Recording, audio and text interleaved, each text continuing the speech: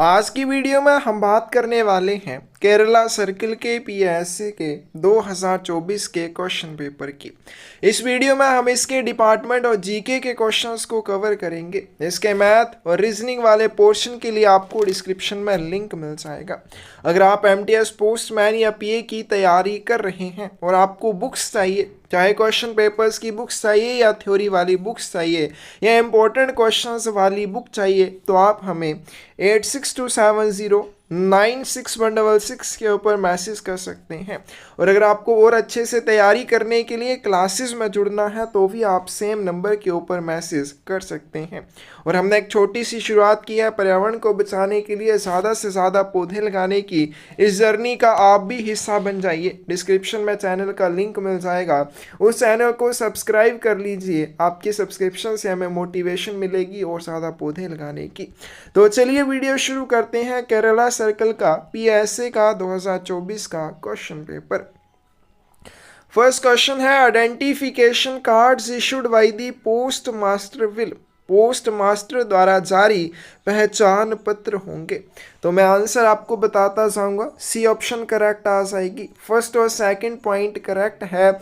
Identification card की बात करें, establish the identity of tourist and other members of public to establish their identity in connection with the postal transaction। कोई भी पर्यटक है उसको अपनी पहचान स्थापित करने या अन्य लोगों को डाक लेन देन के संबंध में अपनी पहचान स्थापित करने के लिए आइडेंटिफिकेशन कार्ड जारी किए जाते हैं। तो आइडेंटिफिकेशन कार्ड क्यों जारी किए जाते हैं? कोई भी टूरिस्ट है या जनता के कोई भी सदस्य हैं जिन्हें अपनी डाक लेन देन के संबंध में पहचान स्थापित करने में किसी भी तरह की कठिनाई का अनुभव होता है, वो अपने लिए आइडेंटिफिकेशन कार्ड का आवेदन कर सकते हैं।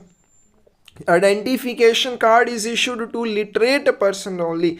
तो ये जो पहचान पत्र हैं केवल साक्षर व्यक्तियों को ही जारी किए जाते हैं, यानी कि सिर्फ पढ़े लिखे व्यक्ति ही आइडेंटिफिकेशन कार्ड प्राप्त कर सकते हैं। अनपढ़ व्यक्ति इसको प्राप्त नहीं कर सकते हैं। तो कौन सी ऑप्शन करेक्ट आ जाएगी? सी ऑप्शन करेक्ट आ जाएगी। अब ये जो आइडेंटिफिकेशन कार्ड होते हैं, थर्ड पॉइंट में बोला गया है post master can not make further inquiry after production of identification card to establish the identity of the card holder.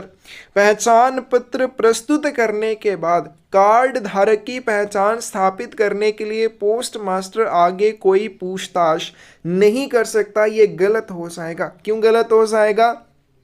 कि अगर पोस्ट मास्टर को कोई भी डाउट होता है, it will be open to post masters to make such further inquiry as they may consider necessary to establish the identity of the applicants with the holders of the card and to demand additional corroborative evidence of such identity. तो post master को अगर कोई भी संदेह होता है, संदेह की स्थिति में वे क्या कर सकते हैं? कार्ड धारकों के साथ आवेदकों की पहचान स्थापित करने के लिए आगे की कोई भी जांच कर सकते हैं जैसी भी उन्हें आवश्यकता लगती है। तो ये पॉइंट क्या हो जाएगा? गलत हो जाएगा। अब कोई भी डाक लेन देन के संबंध में अगर आप आइडेंटिफिकेशन कार्ड प्रस्तुत करते हैं और पोस्ट मास्टर को कोई भी संदेह होता है, तो आगे की इंक्वायरी के लिए वो आपको किसी भी और प्रोडक्शन करने के लिए, कोई भी और पहचान स्थापित करने के लिए बोल सकता है। नेक्स्ट चलते हैं। नेक्स्ट क्वेश्चन है रजिस्टर्ड न्यूज़पेपर विल बी। एक पंजीकृत समाचार पत्र होगा। डी ऑप्शन करेक्ट आ जाएगी। फर्स्ट, सेकंड और थर्ड पॉइंट करेक्ट है। तो जो पंजीकृत समाचार पत्र होता है, registered with the office of the superintendent of post office of the postal division in which it is published और posted.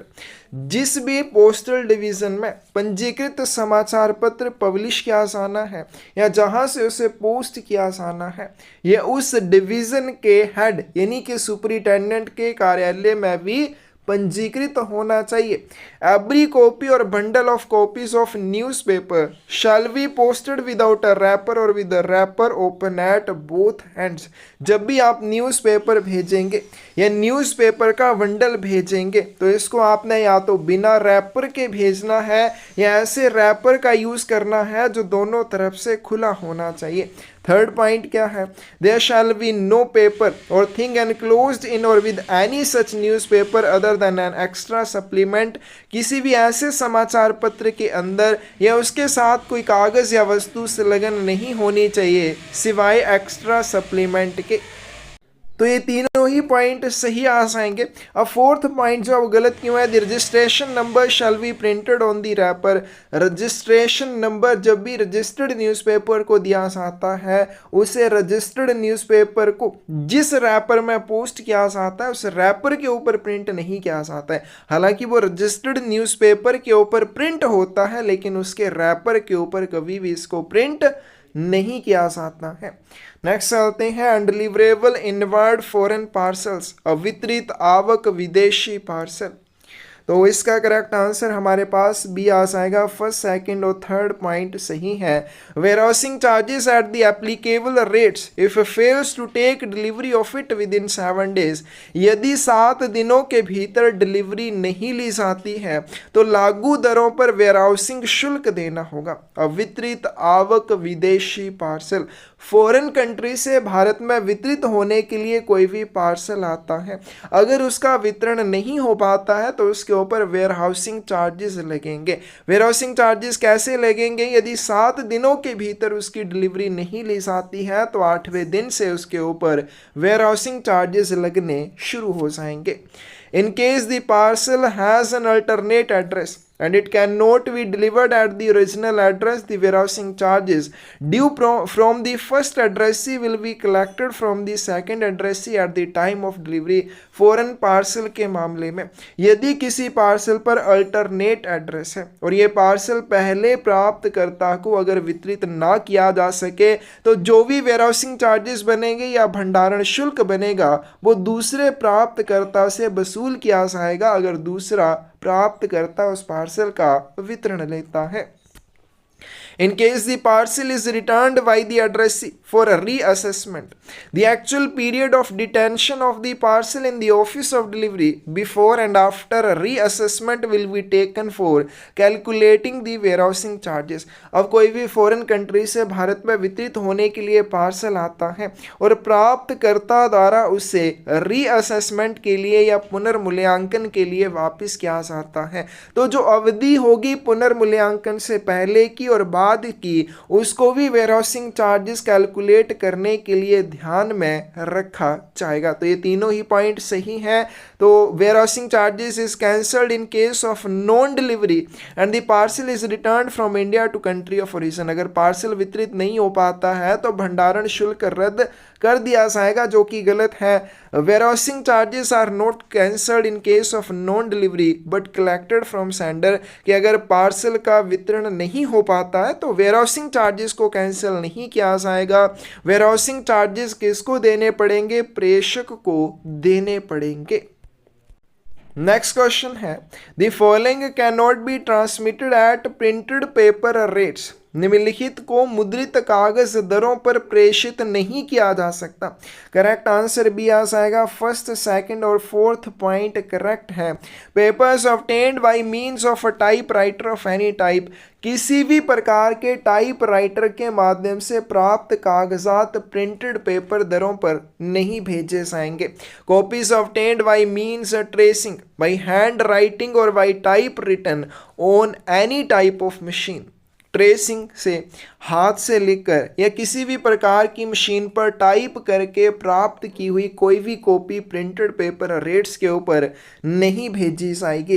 Copies obtained by means of stamps with और विदाउट मूवेबल टाइप, कोई भी मूवेबल टाइप यानी कि चल या अचल प्रकार की किसी भी तरह की मोहर के माध्यम से प्राप्त की गई कॉपीज को भी प्रिंटेड पेपर रेट्स के ऊपर नहीं भेजा जाएगा। तो इसका करेक्ट आंसर भी आ जाएगा। म्यूजिकल स्कोर्स इन मैन्यूस्क्रिप्ट, संगीत स्कोर की पांडुलिपि को प्रिंटेड पेपर रेट्स के ऊपर भेजा जा सकता है। तो यहाँ पे दिया है कि प्रिंटेड पेपर रेट्स के ऊपर कौन कौन सी चीज़ों को नहीं भेजा जा सकता, ये अपने PDF से अच्छे से पढ़ लेने हैं। The following are exempted from for blind literature packets, अंध साहित्य पैकेटों के लिए निम्नलिखित से छूट दी गई है। तो इसका करेक्ट आंसर सी आ जाएगा। जब भी आप ब्लाइंड लिटरेचर पैकेट भेजते हैं ना उसके ऊपर पोस्टेज चार्जेस लगते हैं, ना उसके ऊपर रजिस्ट्रेशन फीस लगती है, ना ही उसके ऊपर एक्नॉलेजमेंट चार्जेस लगते हैं, ना ही fees for attested copy of receipt, रसीद की सत्यापित प्रति के लिए कोई शुल्क आपको देना होता है। D option, C option correct आ जाएगी। If the addressee of an inward foreign article is aggrieved at the amount of duty assessed, he should apply to। यदि किसी विदेशी वस्तु का प्राप्तकर्ता निर्धारित शुल्क की राशि से व्यथित है, परेशान है, तो उसे आवेदन करना चाहिए। करेक्ट आंसर बी आ जाएगा। कंसर्न्ड डिलीवरी पोस्ट ऑफिस में, संबंधित डिलीवरी डाक घर में इस चीज़ के लिए उसे आवेदन करना होगा। तो इनवर्ड फॉरेन आर्टिकल यानी कि फॉरेन कंट्री से भारत में वितरित होने वाली किसी भी डाक वस्तु के प्राप्तकर्ता को अगर उसके ऊपर लगाए गए शुल्क की राशि से कोई भी परेशानी है, यानी कि ऊपर जो भी उसके ऊपर ड्यूटी असेस की जाती है उस अमाउंट से उसको तसल्ली नहीं हुई है, तो व्यथित है या परेशान है, तो इस चीज़ के लिए वो संबंधित डिलीवरी पोस्ट ऑफिस के पास आवेदन कर सकता है। If the addressee of an inward for an article is aggrieved at the amount of duty assessed, he should apply in writing to delivery post office concern, कि अगर किसी भी आवक विदेशी डाक वस्तु के प्राप्तकर्ता को उस वस्तु के ऊपर निर्धारित शुल्क की राशि से कोई परेशानी है तो वो क्या कर सकता है, संबंधित डिलीवरी पोस्ट ऑफिस को आवेदन कर सकता है। क्या आवेदन कर सकता है, to return the article to custom authorities for a reassessment, ताकि पुनर्मूल्यांकन के लिए उस डाक वस्तु को कस्टम अथॉरिटीज को वापस किया जा सके। He should simultaneously take up the matter with the postal appraiser concerned, explaining the grounds for reassessment and producing the necessary documents in support of this claim। तो उसे पुनर्मूल्यांकन के आधारों को स्पष्ट करते हुए तथा अपने दावे के समर्थन में जो भी आवश्यक दस्तावेज हैं वो किसके पास भेजने चाहिए, वो सीधा पोस्टल अप्रेजर के पास भी भेज सकता है। और एक बार अगर डाक वस्तु वितरित हो जाती है तो रीअसेसमेंट के लिए उस डाक वस्तु को दोबारा से नहीं लिया जाता है, तो उसके ऊपर दोबारा से विचार नहीं किया जाएगा।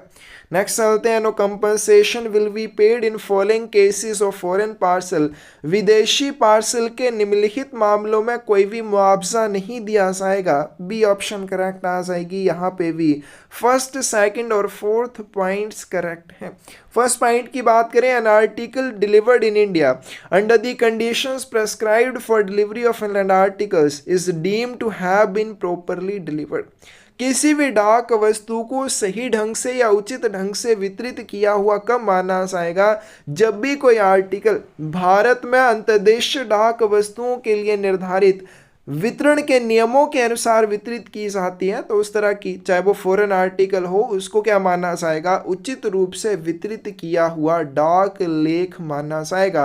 और जब इस तरह से किसी डाक वस्तु का वितरण होता है, कैसे, जो भी इनलैंड आर्टिकल्स के लिए निर्धारित नियम है डिलीवरी के, उनके अनुसार जब भी किसी फॉरेन आर्टिकल की डिलीवरी होती है या फॉरेन पार्सल की डिलीवरी होती है तो डिलीवरी के संबंध में कोई भी कंपनसेशन नहीं दी जाएगी। फिर the loss is due to force majeure, जहां हानि अप्रत्याशित घटना के कारण हुई हो वहां पे भी कोई मुआवजा नहीं मिलेगा। In case of insured parcel where the parcel has been insured for a value higher than the value of its contents, जहां पे किसी पार्सल की इंश्योरेंस आपने उस पार्सल के अंदर भेजी जाने वाली सामग्री से ज़्यादा मूल्य की कर दी है, यानी कि सामग्री आपने 50 रुपये की भेजी और आर्टिकल या पार्सल की इंश्योरेंस आपने 100 रुपये की कर दी है, वहां पर भी आपको कोई मुआवजा नहीं दिया जाएगा। बी ऑप्शन करेक्ट आ जाएगी। तो ये सब क्या आ जाएंगे, जहां पे आपको कोई मुआवजा नहीं दिया जाएगा। अब यहाँ पे जो थर्ड पॉइंट है वो गलत क्यों है, where the sender fails to make an inquiry within the prescribed period of 1 year और 12 मंथ्स आएगा, यहाँ पे 18 मंथ्स दिया है तो ये गलत हो जाएगा। तो यहाँ पे नीचे दिया है कि कौन से मामलों में आपको मुआवजा नहीं दिया जाएगा, ये आपने अच्छे से कर लेने हैं। तो जो हमारे पास गलत पॉइंट था कि कितने समय के भीतर आपको इस चीज़ के लिए इंक्वायरी करनी है, तो 1 वर्ष की अवधि के भीतर आपको इस चीज़ के लिए इंक्वायरी करनी होती है। ठीक है, तो हमारे पास यहाँ पे आ जाएगा where the sender fails to make an inquiry within a prescribed period of 1 year, जहाँ पे प्राप्तकर्ता 1 वर्ष की निर्धारित अवधि के भीतर या प्रेषक 1 वर्ष की निर्धारित अवधि के भीतर जांच करने में विफल रहता है, वहां पे भी मुआवजा नहीं दिया जाएगा। तो ये थर्ड पॉइंट जो 18 मंथ्स है, यहाँ पे क्या आएगा 12 मंथ्स आएगा। आगे चलते हैं। In the case of VP parcel Saint on cash on delivery service and received for delivery in India, the following amounts are recovered from the addressee। Bharat में डिलीवरी के लिए प्राप्त कैश ऑन डिलीवरी सेवा पर भेजे गए वीपी पार्सल के मामले में प्राप्तकर्ता से कौन सी राशि वसूल की जाती है? बी ऑप्शन करेक्ट आ जाएगी। फर्स्ट, सेकंड और थर्ड चार्जेस वसूल किए जाएंगे। कौन कौन से? Amount specified to be remitted to sender, प्रेषक को प्रेषित की जाने वाली निर्दिष्ट राशि, क्योंकि जब भी आपके वीपी पार्सल का वितरण किया जाता है तो जो भी राशि प्रेषक ने निर्दिष्ट की होगी वो प्राप्तकर्ता से वसूल की जाएगी। फिर उसके बाद डिलीवरी फीस उसके ऊपर लगेगी और अगर इंश्योरेंस फीस है तो वो भी इसके ऊपर लगेगी, लेकिन एडिशनल फीस नहीं लगेगी। किसके ऊपर? अब जो राशि प्राप्तकर्ता से एकत्र करके प्रेषक को भेजी जाएगी उस राशि के ऊपर भी एक्स्ट्रा चार्जेस लगते हैं, लेकिन वो किसके द्वारा नहीं दिए जाएंगे? तो वो प्राप्तकर्ता को नहीं देने होंगे, उनके लिए प्रेषक को प्री पेमेंट करनी होती है। तो नीचे यहाँ पे दिया हुआ है, in the case of VP letters and parcels received for delivery in India the following amounts will be recovered from addressee, कि भारत में डिलीवरी के लिए जब भी कोई वीपी लेटर या पार्सल प्राप्त होता है तो प्राप्तकर्ता से कौन कौन सी राशि वसूल की जाती है? सबसे पहले वह राशि जो प्रेषक को वापिस की जाएगी, फिर डिलीवरी फीस लगेगी, इंश्योरेंस फीस अगर बनती है तो वो भी लगेगी, फिर जो अमाउंट रिमिट की जाएगी प्राप्तकर्ता से एकत्र करके प्रेषक को, उस अमाउंट के ऊपर भी जो राशि बनती है वो भी प्राप्तकर्ता को देनी होगी। किसके मामले में? वीपी लेटर और वीपी पार्सल के मामले में। और क्वेश्चन में हमसे पूछा गया है कि जब भी कोई वीपी पार्सल या लेटर को सीओडी के रूप में भेजा जाता है, ठीक है, क्वेश्चन में क्या पूछा गया है कि जब भी कोई वीपी पार्सल है अगर उसको कैश ऑन डिलीवरी सर्विस के तहत भेजा जाता है तो उसमें क्या होता है? तो इसमें आपके ये फर्स्ट 3 चार्जेस लगते हैं, लेकिन जो फोर्थ वाले चार्जेस हैं वो एड्रेसी से रिकवर नहीं किए जाते हैं। या वो कौन देता है? प्रेषक देता है। तो इसका करेक्ट आंसर हमारे पास क्या आ जाएगा? 8th का बी आ जाएगा। A foreign parcel tendered for insurance will not be accepted by post office। बीमा के लिए प्रस्तुत विदेशी पार्सल डाक घर द्वारा स्वीकार नहीं किया जाएगा। ए ऑप्शन करेक्ट आ जाएगी। फर्स्ट, सेकंड, थर्ड, फोर्थ सभी पॉइंट करेक्ट हैं। तो कोई भी फॉरेन पार्सल अगर इंश्योरेंस के लिए प्रस्तुत किया जाता है तो डाक घर द्वारा उसको कब एक्सेप्ट नहीं किया जाएगा? Which does not fulfil the prescribed conditions as to prepayment, जो पार्सल प्री पेमेंट के या पूरा भुगतान की शर्तों को पूरा नहीं करता है। कि जब भी कोई इंश्योर्ड आर्टिकल भेजा जाएगा उसके लिए सभी चार्जेस की प्री पेमेंट कंपलसरी है। तो कोई भी अगर पार्सल ऐसा है वो जो भी प्री पेमेंट की प्रेस्क्राइब्ड कंडीशंस हैं उनको फुलफिल नहीं करता है तो उसको इंश्योर नहीं किया जाएगा। A parcel insured for value higher than the value of contents as declared in the custom declaration, सीमा शुल्क घोषणा में घोषित सामग्री के मूल्य से अधिक मूल्य के लिए अगर पार्सल की इंश्योरेंस आप करना चाहते हैं तब भी उसको एक्सेप्ट नहीं किया जाएगा। फिर कोई पार्सल है जिसमें गोल्ड कॉइन है, बुलियन करेंसी नोट या बैंक नोट है, अगर आप उनके मूल्य के बराबर की उनकी इंश्योरेंस नहीं करते हैं तो भी उनको एक्सेप्ट नहीं किया जाएगा। यानी कि इस तरह का कोई भी आर्टिकल आपने भेजना है, इसकी एक्चुअल वैल्यू के लिए आपको इसकी इंश्योरेंस करनी होगी। Which does not fulfil the prescribed condition as to packing, sealing, addressing, weight and size. फिर कोई भी ऐसा पार्सल जो निर्धारित शर्तों का पालन नहीं करता है, जैसे निर्धारित तरीके से अगर उसकी पैकिंग नहीं है, सीलिंग नहीं है, या उसको संबोधित निर्धारित तरीके से नहीं किया गया, या वेट या साइज से रिलेटेड निर्धारित शर्तों का पालन नहीं करता है, तो इस तरह के फॉरेन पार्सल को इंश्योरेंस के लिए एक्सेप्ट नहीं किया जाएगा। ए ऑप्शन करेक्ट आ जाएगी। Manufacture and use of fictitious postage stamps is an offense punishable under। फर्जी डाक टिकटों का निर्माण और उपयोग किसके तहत दंडनीय अपराध है, दंडनीय अपराध है। तो इसका करेक्ट आंसर क्या आ जाएगा, सी आ जाएगा, section 263A of IPC. Using for payment of postage or postal fees with intent to cause loss to the central government of a stamp that has already been used for that or any other purpose, offense under Indian Penal Code। केंद्र सरकार को नुकसान पहुंचाने के इरादे से डाक शुल्क के भुगतान के लिए अगर आप किसी ऐसे डाक टिकट का उपयोग करते हैं जो पहले से ही किसी भी उद्देश्य के लिए उपयोग किया जा चुका है, तो ये क्या होगा, ऑफेंस होगा, अपराध होगा। किसके तहत, इंडियन पीनल कोड के तहत। लेकिन ये दंडनीय अपराध नहीं है। दंडनीय अपराध कौन सा है, manufacture and use of fictitious postage stamps for any purpose whatsoever is prohibited and it is an offense punishable under section 263A of Indian Penal Code। कि अगर आप किसी भी उद्देश्य से नकली डाक टिकटों का निर्माण या उपयोग करते हैं किसी भी उद्देश्य के लिए, तो एक दंडनीय अपराध माना जाएगा, इसमें सजा हो सकती है। और ये किसके तहत दंडनीय अपराध माना जाएगा, section 263A of Indian penal code के तहत माना जाएगा। The sender of a postal article may have it withdrawn from the post or have its address altered so long as the article। डाक लेख का प्रेषक डाक वस्तु को डाक से वापस ले सकता है, विड्रॉ कर सकता है या उसके पते में भी परिवर्तन कर सकता है, लेकिन कितने समय से पहले या किस समय से पहले, बी ऑप्शन करेक्ट आ जाएगी। Has not been delivered to addressee, सबसे पहली बात वो आर्टिकल प्राप्तकर्ता को वितरित ना किया गया हो। दूसरा पॉइंट क्या आ जाएगा हमारे पास, has not been confiscated destroyed by the competent authority, उसे किसी भी सक्षम प्राधिकारी के द्वारा जब्त या नष्ट ना किया गया हो।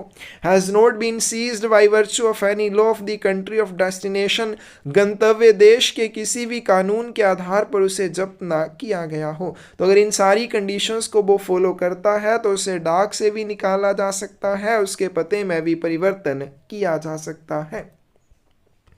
The following condition will regulate the posting of packets containing more than one copy of same issue of a registered newspaper। निम्नलिखित शर्त पंजीकृत समाचार पत्र के एक ही प्रकाशन की एक से अधिक प्रतियों वाले पैकेटों की पोस्टिंग को विनियमित करेगी। तो इसका करेक्ट आंसर हमारे पास बी आ जाएगा। सेकंड, थर्ड और फोर्थ पॉइंट करेक्ट है। सेकंड पॉइंट की बात करें, the packet shall not be delivered at addressee's residence but shall be handed over to addressee और his recognised agent at the office of destination. तो जब भी क्या भेजे जाते हैं, रजिस्टर्ड न्यूज़पेपर्स के पैकेट भेजे जाते हैं। कैसे पैकेट भेजे जाते हैं, जिनमें एक ही प्रकाशन की एक से अधिक प्रतियां होती हैं। तो ऐसे रजिस्टर्ड न्यूज़पेपर्स के पैकेट्स प्राप्तकर्ता के पते पर वितरित नहीं किए जाते हैं। उनको कहां पे वितरित किया जाता है, प्राप्तकर्ता को या प्राप्तकर्ता के रिकॉग्नाइज्ड एजेंट को ऑफिस ऑफ डेस्टिनेशन या गंतव्य कार्यालय में ही वितरित किया जाएगा। आगे चलते हैं, थर्ड पॉइंट, द एड्रेसी और his agent shall call and take delivery of packets at the window of post office और मेल ऑफिस और फ्रॉम द आरएमएस वैन। तो प्राप्तकर्ता या उसके एजेंट को बुलाया जाता है और वो क्या कर सकते हैं, डाकघर की खिड़की पर, मेल ऑफिस या आरएमएस वैन की विंडो पर आकर अपने रजिस्टर्ड न्यूज़पेपर्स के पैकेट्स का वितरण ले सकते हैं। The sender of a packet containing more than one copy of a registered newspaper should indicate on the packet। पंजीकृत समाचार पत्र की एक से अधिक प्रतियों वाले पैकेट के प्रेषक को पैकेट पर यह अंकित करना होगा कि इसका वितरण खिड़की पर किया जाएगा, to be delivered at window. तो इसके सेकंड, थर्ड और फोर्थ पॉइंट करेक्ट है। कौन सी ऑप्शन करेक्ट आ जाएगी आपके पास, बी ऑप्शन करेक्ट आ जाएगी। When an insured article issued for delivery is not accepted by addressee, the article will। जब वितरण के लिए जारी किए गए बीमाकृत डाक लेख को प्राप्तकर्ता द्वारा स्वीकार नहीं किया जाता है तो क्या होगा? Note be sent out second time, इसको दूसरी बार वितरण के लिए बाहर नहीं भेजा जाएगा।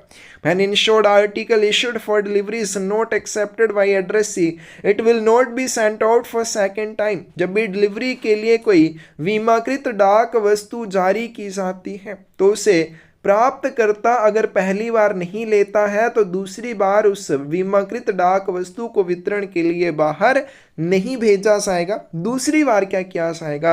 An intimation of its arrival will be made over to addressee, उस बीमाकृत डाक वस्तु के आगमन की सूचना प्राप्तकर्ता को दी जाएगी और आर्टिकल का वितरण डाक घर में किया जाएगा। कैसे? प्राप्तकर्ता को एक तो इंटीमेशन लेके आनी पड़ेगी जो पोस्ट ऑफिस ने उसको दी होगी, साथ में उसे रिसिप्ट और एक्नॉलेजमेंट के ऊपर भी हस्ताक्षर करने होंगे। तो इसका करेक्ट आंसर क्या आ जाएगा? हमारे पास डी आ जाएगा। सेकोग्राम से रेफर्स टू, सेकोग्राम का क्या अर्थ है? बी ऑप्शन करेक्ट आ जाएगी। फॉरेन पोस्ट में फॉरेन कंट्री के लिए जब भी ब्लाइंड लिटरेचर पैकेट भेजा जाता है कौन से निर्देश का उपयोग किया जाता है? सेकोग्राम निर्देश का उपयोग किया जाता है। Which of the following is incorrect in respect of registered newspapers destined to foreign countries, विदेशों को भेजे जाने वाले पंजीकृत समाचार पत्रों के संबंध में कौन सा कथन गलत है? डी ऑप्शन करेक्ट आ जाएगी। Licence gives to registered newspapers for inland post is valid for such articles in the foreign post also. तो पहले दूसरे पॉइंट पढ़ते हैं। The rules concerning registered newspapers in inland post also apply to such articles in foreign post except for the postage. तो जैसे जो rule apply होते हैं अंतर्देशीय डाक में पंजीकृत समाचार पत्रों के ऊपर, वही आपके फॉरेन पोस्ट वाले रजिस्टर्ड न्यूज़पेपर्स के ऊपर भी लागू होते हैं डाक शुल्कों को छोड़कर। फिर जो मैक्सिमम और मिनिमम डायमेंशंस हैं प्रिंटेड पेपर्स की और न्यूज़पेपर्स की वो सेम रहती हैं। फॉरेन पोस्ट में जैसे प्रिंटेड पेपर सर्विस है, प्रिंटेड पेपर सर्विस के लिए जो मिनिमम और मैक्सिमम डायमेंशंस हैं वही सेम डायमेंशंस रहेंगी रजिस्टर्ड न्यूज़पेपर्स के लिए। और newspapers can be posted without affixing postage stamps under same conditions as for inland post। ऐसे अंतर्देशीय डाक में बिना डाक टिकट लगाए आप रजिस्टर्ड न्यूज़पेपर भेज सकते हैं, वही सेम सर्विस आपको फॉरेन रजिस्टर्ड न्यूज़पेपर्स के लिए भी मिल जाएगी। तो इसका करेक्ट आंसर आपके पास क्या आ जाएगा? डी आ जाएगा। डी क्यों आ जाएगा? क्योंकि ये गलत है। गलत क्यों है? Newspapers which post a large number of copies for delivery in foreign countries can post them without affixing postage stamps under the conditions as for India Post gives in clause number 135 of Post Office Guide Part 1। ये आप क्या कर सकते हैं? समाचार पत्र जो विदेशों में वितरण के लिए बड़ी संख्या में भेजे जाते हैं तो उनके लिए जैसे अंतर्देशीय डाक में शर्तें दी गई उसी के अधीन उनको बिना डाक टिकट लगाए भेजा जा सकता है। अब जो इस क्वेश्चन में ये डी पॉइंट है ये गलत क्यों है? The proprietor, manager or publisher or any person concerned who desires to avail this scheme should apply for a separate licence for the purpose irrespective of whether or not he possesses a licence for a similar purpose in the inland post. कि अगर आप foreign post के माध्यम से registered newspapers को भेजना चाहते हैं आपको एक सेपरेट लाइसेंस चाहिए, आपको अलग से लाइसेंस चाहिए, भले ही आपके पास अंतर्देशीय डाक में सिमिलर पर्पस के लिए, यानी कि भले ही अंतर्देशीय डाक में रजिस्टर्ड न्यूज़पेपर के लिए आपके पास लाइसेंस हो फिर भी आपको फॉरेन पोस्ट में अगर रजिस्टर्ड न्यूज़पेपर भेजने हैं तो अलग से लाइसेंस लेना होगा। Articles addressed to other person or firms care of post box numbers are delivered in which in the following cases. Post box नंबरों पर अन्य व्यक्ति या फर्मों को संबोधित लेख कैसे वितरित किए जाएंगे या किन मामलों में वितरित किए जाएंगे? अब एक तो हो जाएगा कि जिसने पोस्ट बॉक्स किराए पर लिया है उसके आर्टिकल तो उस पोस्ट बॉक्स के माध्यम से वितरित किए जाएंगे, लेकिन उसके अलावा कौन से व्यक्ति के आर्टिकल उस पोस्ट बॉक्स के माध्यम से वितरित किए जा सकते हैं? डी ऑप्शन करेक्ट आ जाएगी। फर्स्ट, सेकंड, फोर्थ सभी के ऐसे आर्टिकल जो पोस्ट बॉक्स के किराएदार के फैमिली मेंबर्स के लिए हो या उस रेंटर के गेस्ट यानी यानी कि रिश्तेदारों के लिए हो। आर्टिकल्स एड्रेस्ड टुवर्ड्स ट्रेनीज और inmates of an institution controlled by a recognised and known authority, किसी मान्यता प्राप्त और ज्ञात प्राधिकारी द्वारा नियंत्रित संस्थान के प्रशिक्षुओं या निवासियों को संबोधित लेख। कि मान लीजिए क्या है, कोई भी नॉन अथॉरिटी है, जब या आप कह सकते हैं कोई भी इंस्टीट्यूशन है जिसे किसी रिकॉग्नाइज्ड या नॉन अथॉरिटी के द्वारा कंट्रोल किया जाता है, तो अगर इस इंस्टीट्यूशन ने एक पोस्ट बॉक्स किराए पर लिया तो इस इंस्टीट्यूशन के जो भी ट्रेनीज इनमेट्स होंगे उनके आर्टिकल इसके पोस्ट बॉक्स के माध्यम से वितरित किए जाएंगे। Articles addressed to casual visitors and commercial representatives staying with renter, किराएदार के साथ रहने वाले आकस्मिक आगंतुकों और वाणिज्यिक प्रतिनिधियों को संबोधित लेख भी उस पोस्ट बॉक्स के माध्यम से वितरित किए जाएंगे। और बात करें कोई भी फर्म है जिसने पोस्ट बॉक्स किराए पर लिया है तो उसके वैध कर्मियों, लेस्टिमेट पर्सनल यानी कि जो भी वहाँ के वैध कर्मी होंगे उनके आर्टिकल भी उस पोस्ट बॉक्स के माध्यम से वितरित किए जा सकते हैं। डी ऑप्शन करेक्ट आ जाएगी। If a book packet is found to be in excess of either prescribed size or weight, यदि कोई बुक पैकेट निर्धारित आकार या वजन से अधिक पाया जाता है तो क्या होगा? रिटर्न्ड टू सेंडर, उसे प्रेषक को वापस कर दिया जाता है। अ पोस्ट कार्ड में be attached with, post card के साथ क्या संलग्न किया जा सकता है? बी ऑप्शन करेक्ट आ जाएगी। फर्स्ट, सेकंड और फोर्थ को stamps in payment of postage, डाक शुल्क के भुगतान में पोस्ट कार्ड के साथ डाक टिकट लगाए जा सकते हैं। फिर एक गम्ड लेबल या गोंद लगा हुआ लेबल लगाया जा सकता है जिसके ऊपर प्राप्तकर्ता का पता होगा और रिप्लाई के उद्देश्य से एक अनदर पोस्ट कार्ड उसके ऊपर लगाया जा सकता है। लेकिन एक लेबल लगाया जा सकता है जिसके ऊपर सेंडर का एड्रेस हो, लेकिन उसका साइज क्या होगा?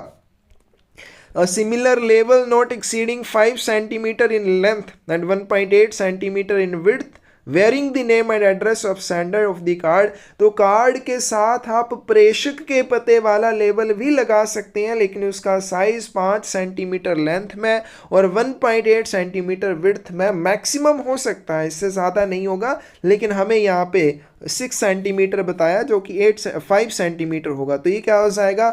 गलत हो जाएगा। नेक्स्ट चलते हैं क्वेश्चन नंबर 19।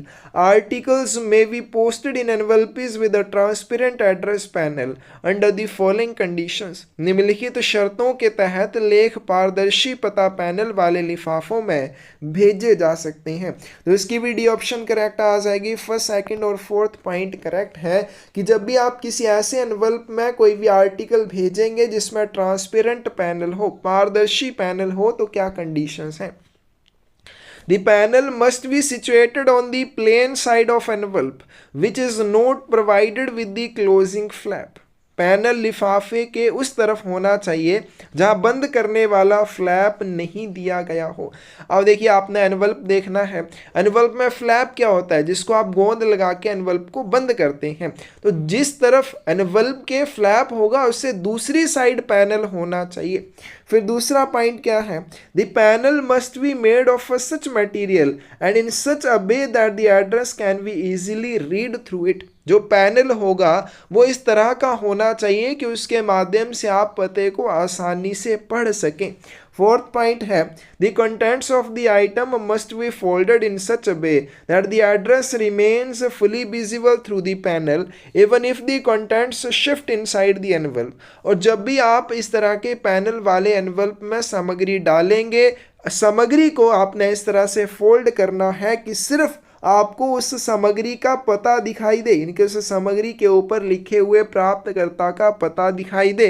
उसके अलावा बाकी सारी सामग्री एनवलप के अंदर होनी चाहिए, दिखाई नहीं देनी चाहिए। फिर उसके बाद है कौन कौन से ऐसे आर्टिकल हैं जिनको ट्रांसपेरेंट पैनल में एक्सेप्ट नहीं किया जाएगा। तो यहाँ से ये पॉइंट आपने अच्छे से पढ़ लेने हैं। नेक्स्ट चलते हैं, what is green custom level. Green custom level क्या है? तो कस्टम डिक्लेरेशन फॉर्म दो तरह के, एक ग्रीन कस्टम लेवल, दूसरा डिटेल्ड डिक्लेरेशन फॉर्म। तो ग्रीन कस्टम लेवल की बात करें, ये C1 होता है। तो इसका करेक्ट आंसर क्या आ जाएगा? हमारे पास ए आ जाएगा। नेक्स्ट क्वेश्चन है सिलेक्ट द करेक्ट आंसर, सही उत्तर का चयन करें। RICT की फुल फॉर्म क्या हो जाएगी? Rural information and communication technology. CPC की फुल फॉर्म क्या हो जाएगी? तो इंडिया पोस्ट ऑफिस के संबंध में CPC की फुल फॉर्म होती है सेंट्रल प्रोसेसिंग सेंटर, ये गलत हो जाएगा। BAS की बात करें बायोमेट्रिक अटेंडेंस सिस्टम, बिल्कुल सही है। DRC की बात करें डिजास्टर रिकवरी सेंटर, इसकी फुल फॉर्म होगी। तो करेक्ट आंसर क्या आ जाएगा? बी आ जाएगा। पहला और तीसरा सही है, दूसरा और चौथा गलत है।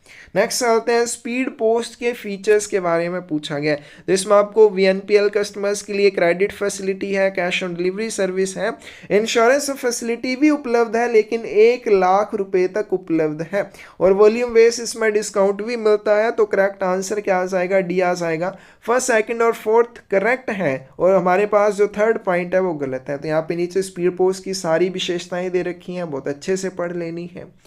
Fourth and fifth digit of profit centre ID represents, profit centre ID का चौथा और पांचवा अंक किस चीज को दर्शाता है?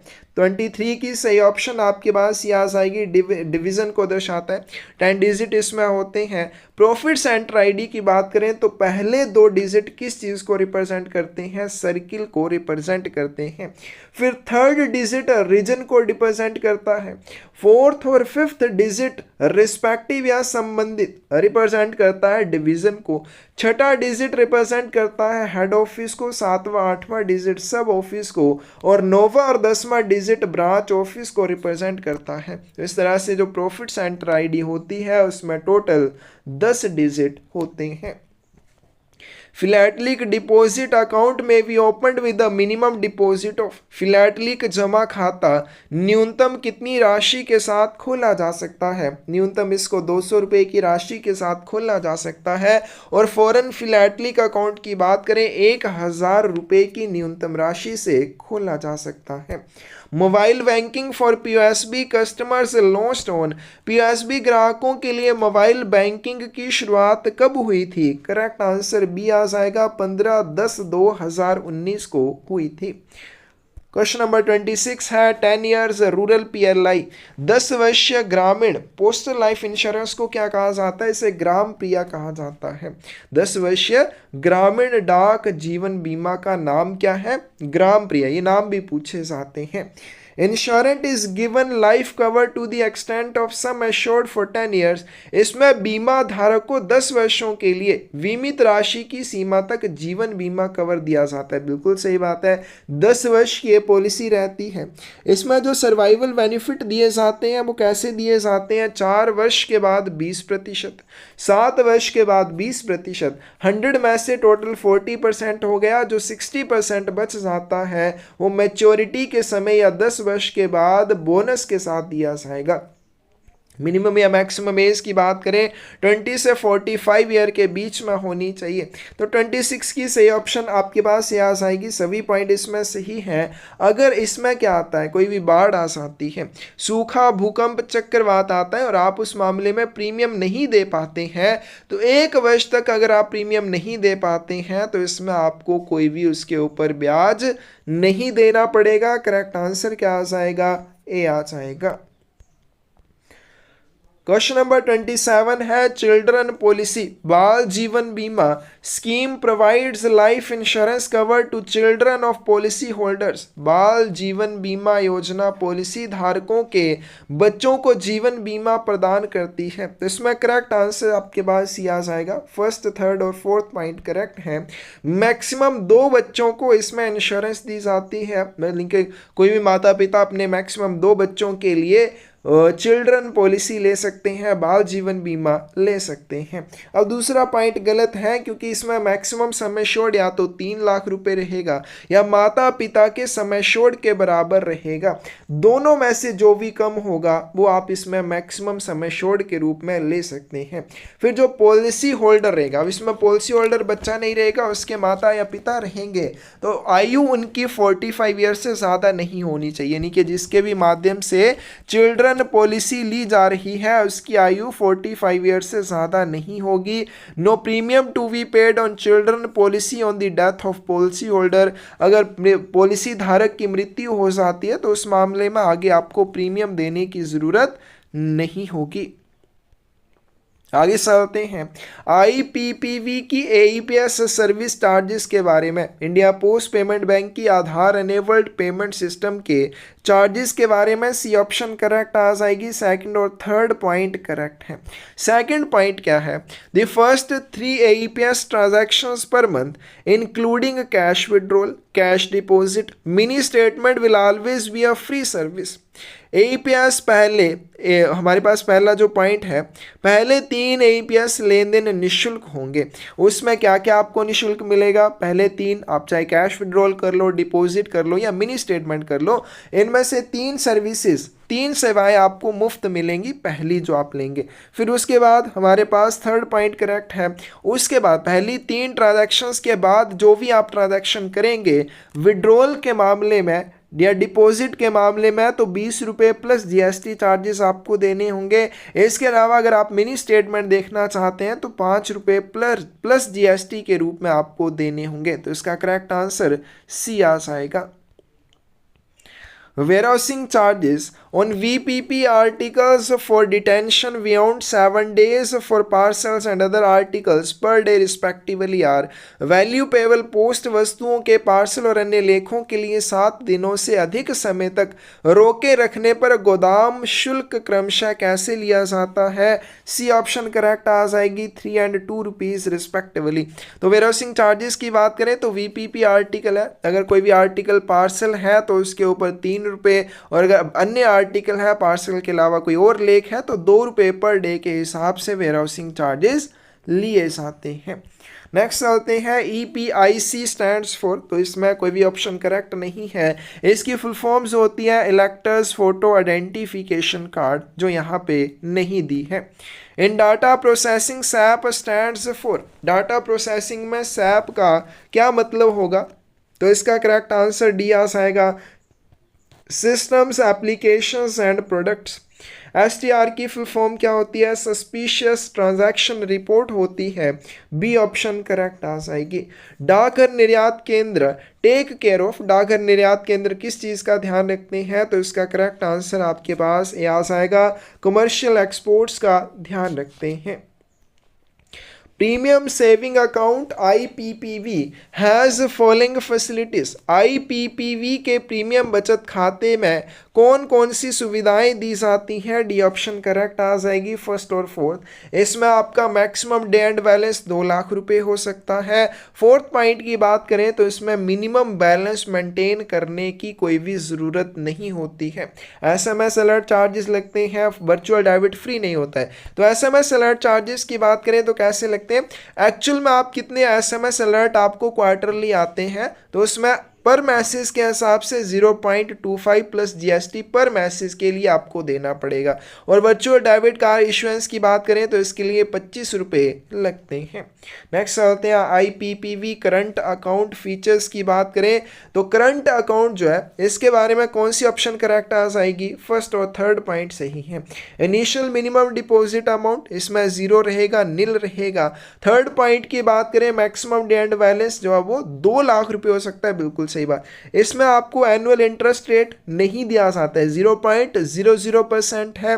और इसमें नॉमिनेशन फैसिलिटी होती है, यहाँ पे दिया नहीं होती है, तो ये भी गलत हो जाएगा। तो इसका करेक्ट आंसर सी आ जाएगा।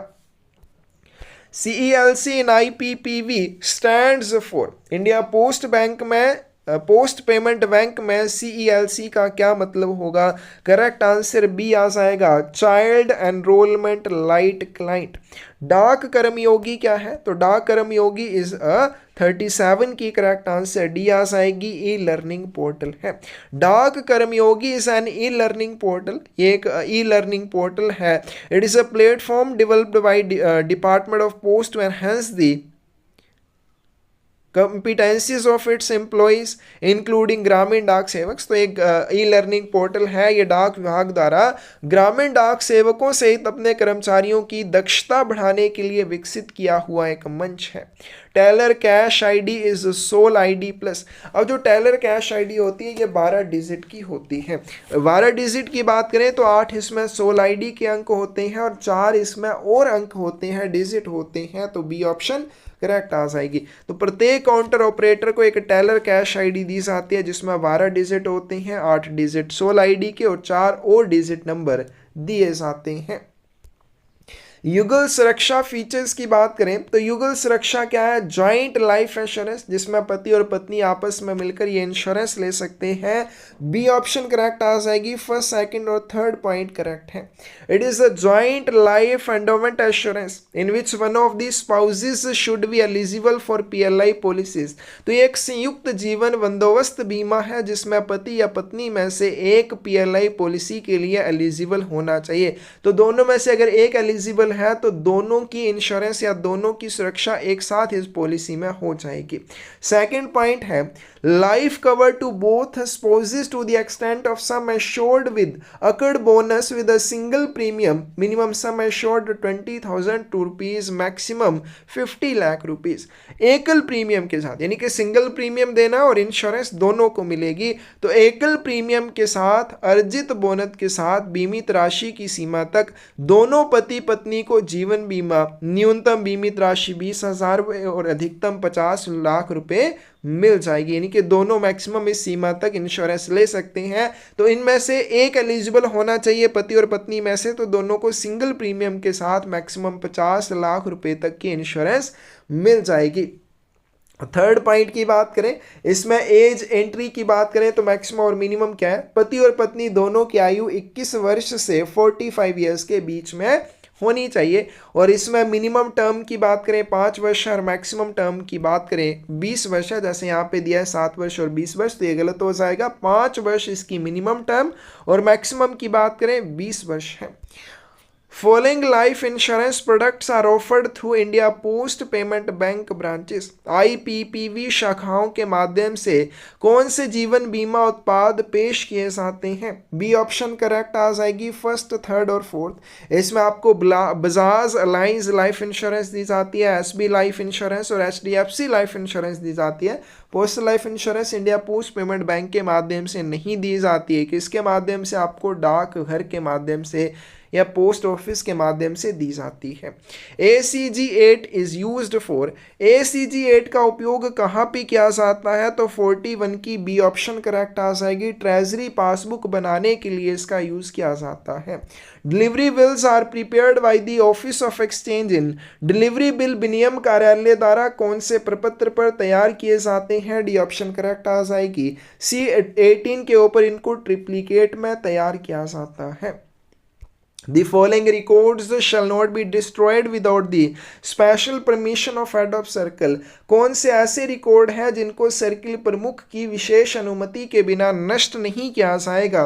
सी ऑप्शन करेक्ट आ जाएगी। फर्स्ट, सेकंड और थर्ड। फर्स्ट क्या आ जाएगा? और रिकॉर्ड ऑफिस की अगर ऑर्डर बुक को नष्ट करना है तो सर्किल प्रमुख की स्पेशल परमिशन चाहिए। Nominal roll of token holders, धातु टोकन धारकों के नाम मात्र सूची को नष्ट करने के लिए विशेष परमिशन की जरूरत होगी। Work papers, correspondence documents regarding which inquiry is in progress और कनेक्टेड विद पेंडिंग केसेस, कोई भी ऐसे कार्यपत्र, पत्राचार या दस्तावेज हैं जिनके संबंध में कोई भी पूछताछ चल रही है या पेंडिंग केसेस से संबंधित इस तरह के वर्क पेपर, कोरेस्पोंडेंस या डॉक्यूमेंट्स को भी अगर नष्ट करना है, सर्किल प्रमुख की विशेष अनुमति चाहिए। लेकिन जो ग्रेडेशन लिस्ट होती है इसको कब नष्ट किया जाता है? Gradation list should be destroyed 3 years after new one have been issued. जब नई ग्रेडेशन लिस्ट जारी की जाती है, जारी होने के 3 साल के बाद पुरानी वाली को नष्ट किया जाता है। नेक्स्ट चलते हैं क्वेश्चन नंबर 44। डिकोवर्ट मेल इज, डिकोवर्ट मेल क्या चीज होती है? तो इसका करेक्ट आंसर बी आ जाएगा। Postal articles enclosed in a bag for a country other than to which the articles are addressed. कि डाक वस्तुओं को किसी ऐसे थैले में डालकर भेजना थैला जो है किसी और देश का है, आर्टिकल किसी और देश की है। तो जब डाक लेख ऐसे थैले में डालकर भेजे जाते हैं जो थैला उस देश के अलावा किसी अन्य देश के लिए है जिसके लिए डाक लेख है। तो यहाँ पे मैंने 3 देश बनाए। यहाँ से एक डाक वस्तु जानी है इस देश को, ठीक है, डाक वस्तु जानी है इस देश को, लेकिन इस डाक वस्तु को कौन से देश के थैले में डालकर भेजा जा रहा है, जो थैला इस देश में जाना है। तो इस तरह से जब डाक भेजी जाती है उसको कहा जाता है डिकोवर्ट में भेजी गई मेल। और इस तरह की मेल को और क्या कहा जाता है, ओपन ट्रांजिट या खुले पारगमन में भेजी गई, क्योंकि इसको आगे देश में खोला जाएगा और फिर आगे वो उसको अपने फाइनल डेस्टिनेशन के लिए भेजते हैं। If an article which has been delivered is reposted with a revised address in a letter box within the local limits of post town in which it was delivered and or returned to postman without having been opened, choose the correct option। तो यदि कोई वस्तु जो वितरित हो चुकी है, जिसकी डिलीवरी की जा चुकी है, उसको संशोधित पते के साथ उस डाक नगर की स्थानीय सीमा के भीतर स्थित लेटर बॉक्स में पुनः पोस्ट किया जाता है जिसमें उसे वितरित किया गया था, या उसको बिना खोले डाकिए को वापस कर दिया जाता है। तो जब भी कोई आर्टिकल आपको डिलीवर कर दिया और आप उसको रीपोस्ट करते हैं, आप उसको लेटर बॉक्स में रीपोस्ट करते हैं, लेकिन कहाँ, जो भी पोस्ट टाउन में आपको उस आर्टिकल का वितरण मिला था उसी पोस्ट टाउन की लोकल लिमिट्स के भीतर लेटर बॉक्स में पोस्ट करते हैं, या आप उसे डाकिए को बिना खोले वापस कर देते हैं। तो इसकी रिडायरेक्शन कैसे की जाएगी, बी ऑप्शन करेक्ट आ जाएगी। It should be treated as redirected article, इसे पुनः निर्देशित लेख की तरह ट्रीट किया जाएगा और इसके ऊपर आपको एक्स्ट्रा चार्जेस नहीं देने पड़ेंगे।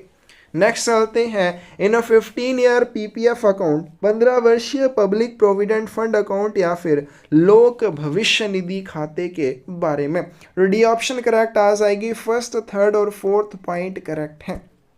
Minimum deposit is 500 rupees in a financial year, एक वित्तीय वर्ष में न्यूनतम आप इसमें 500 रुपये जमा कर सकते हैं, इससे कम नहीं करेंगे। थर्ड पॉइंट है, जो भी आप इसमें डिपॉजिट करेंगे वो आयकर अधिनियम की धारा 80C के तहत कटौती के लिए पात्र होगा। अगर इसमें आप एक फाइनेंशियल ईयर में डिपॉजिट नहीं करते हैं तो खाता डिसकंटिन्यू हो जाएगा, और मैक्सिमम इसमें आप एक वर्ष में, एक फाइनेंशियल ईयर में 1.5 लाख रुपए जमा कर सकते हैं।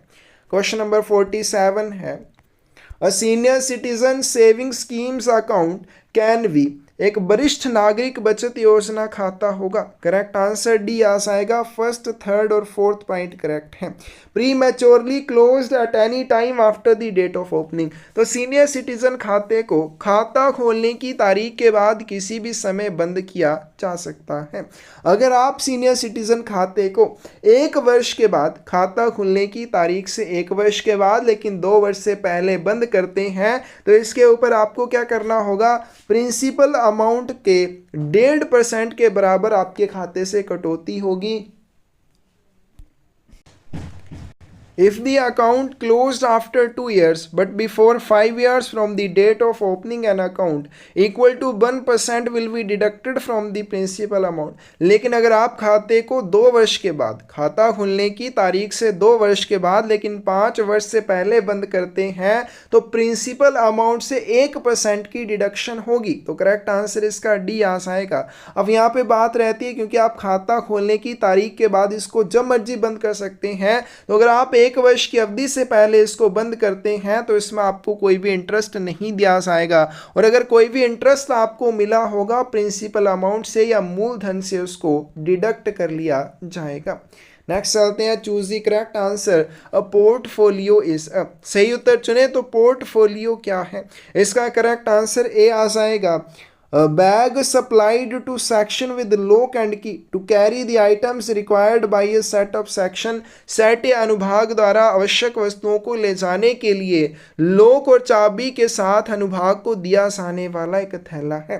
तो ये जो आपका पोर्टफोलियो होता है, each set of section is supplied with a portfolio किसको दिया जाता है? अनुभाग के प्रत्येक सेट को, जितने भी सेक्शंस होते हैं उनके प्रत्येक सेट को पोर्टफोलियो की आपूर्ति की जाती है। इसके साथ लोक और कीवी दिया जाता है और इसके ऊपर क्या होता है? Wearing the designation of section and number of set to which it belongs painted on it. Portfolio जिस भी सेक्शन के साथ जुड़ा होगा उस सेक्शन का डेजिग्नेशन या पद नाम, और जिस सेट का ये होगा पोर्टफोलियो उसका नंबर इसके ऊपर पेंट किया हुआ होता है।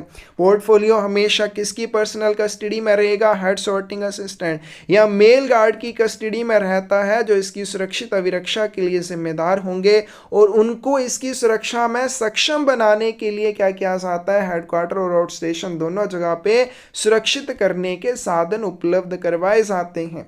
An assessment memo is prepared in respect of detained articles by customs in।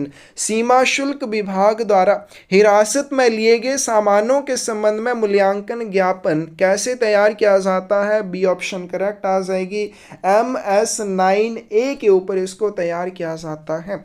Next चलते हैं, क्वेश्चन नंबर 50 है, Sukanya Samriddhi account can be prematurely closed. Sukanya Samriddhi खाता समय से पहले कब बंद किया जा सकता है? सी ऑप्शन करेक्ट आ जाएगी। फर्स्ट, सेकंड और थर्ड पॉइंट करेक्ट है। After 5 years of account opening on the death of account holder on extreme compassionate grounds. खाता खोलने के 5 वर्ष के बाद अगर खाता धारक की मृत्यु हो जाती है या अत्यंत अनुकंपा के आधार पर खाता बंद किया जा सकता है।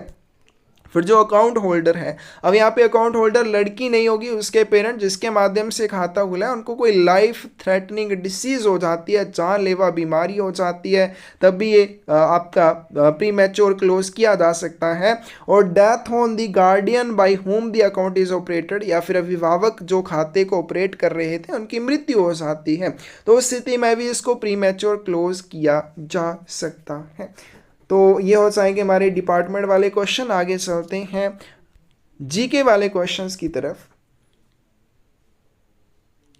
वर्ष 2023 में सुश्री बहीदा रहमान को किस पुरस्कार से सम्मानित किया गया है? सी ऑप्शन करेक्ट आ जाएगी। दादा साहिब फाल्के अवार्ड से पुरस्कृत किया गया है। Ramesh Babu Praggnanandhaa is famous for, Ramesh Babu Praggnanandhaa किस चीज के लिए फेमस है? सी ऑप्शन करेक्ट आ जाएंगी। Chess master. India's highest military award is, भारत का सर्वोच्च सैन्य पुरस्कार कौन सा है? डी ऑप्शन करेक्ट आ जाएगी। परमवीर चक्र। मैनवास चंद्रयान 3 लॉन्च्ड, चंद्रयान 3 को कब लॉन्च किया गया था? ए ऑप्शन करेक्ट आ जाएगी 14 जुलाई 2023 को। व्योम मित्रा क्या है? करेक्ट आंसर बी आ जाएगा। तो ये क्या है? महिलाओं, व्योमित्रा क्या है? इसका करेक्ट आंसर 55 की बी ऑप्शन करेक्ट आ जाएगी। वुमेन रोबोट है, महिला रोबोट है। Who was the chief guest of Republic day 2024 in India? Bharat में गणतंत्र दिवस 2024 के मुख्य अतिथि कौन थे? ए ऑप्शन करेक्ट आ जाएगी। फ्रांसीसी राष्ट्रपति इमैनुअल मैक्रों थे। New parliament building was inaugurated on, नए संसद भवन का उद्घाटन कब किया गया था? करेक्ट आंसर आपके पास सी आ जाएगा। 28 मई 2023 को किया गया था। नेक्स्ट चलते हैं, वाइस प्रेसिडेंट ऑफ इंडिया की बात करते हैं। भारत के राष्ट्रपति, इसकी बात नहीं करेंगे, आपने जो भी वर्तमान में होंगे उसको आपने कर लेना है। Was the first Indian to complete the golden globe race? Golden globe race पूरी करने वाले पहले भारतीय कौन थे? बी ऑप्शन करेक्ट आ जाएगी। कमांडर अभिलाष टोमी थे। और लास्ट क्वेश्चन आज की वीडियो का, minister of state for communication, संचार राज्य मंत्री कौन है? तो ये भी आपने वर्तमान वाले कर लेने हैं। तो ये था हमारे पास केरला सर्कल का PSA का 2024 का क्वेश्चन पेपर। क्वेश्चन इसमें बहुत लंबे थे, साथ ही बहुत आसान भी थे, लेकिन इस तरह के क्वेश्चंस की आपको प्रैक्टिस जरूर करनी है, क्योंकि जब लंबे क्वेश्चन आते हैं तो पहले क्या करना है, अपना क्वेश्चन पेपर के ऊपर साथ साथ में टिक लगा लेनी कि कौन सा इसमें कौन सी जो भी ऑप्शन है वो ठीक है, कौन सी गलत है। इस तरह से आप लगाएंगे तभी आप ऑप्शंस को सही कर पाएंगे, तो इनकी प्रैक्टिस करनी है। तो अगर आपको इन क्वेश्चन पेपर्स की बुक्स चाहिए तो बुक्स भी मिल जाएंगी। उसके अलावा MTS पोस्टमैन के क्वेश्चन पेपर्स की बुक्स भी मिल जाएंगी। MTS पोस्टमैन या PA की तैयारी करने के लिए थ्योरी बुक चाहिए, वो भी मिल जाएगी। इंपॉर्टेंट क्वेश्चंस की बुक चाहिए इस तरह के क्वेश्चंस की प्रैक्टिस करने के लिए, तो आप क्वेश्चन बुक भी ले सकते हैं। और हमने एक छोटी सी शुरुआत किया है पर्यावरण को बचाने के लिए, ज़्यादा से ज़्यादा पौधे लगाने की। इस शुरुआत में, इस जर्नी में आप भी हमारे साथ जुड़े, आपके जुड़ने से हमें और मोटिवेशन मिलेगी, हम और ज़्यादा पौधे लगाएंगे। तो आपको डिस्क्रिप्शन में एक चैनल का लिंक मिल जाएगा, उसको आप सब्सक्राइब करके हमारे साथ जुड़ जाइए। धन्यवाद।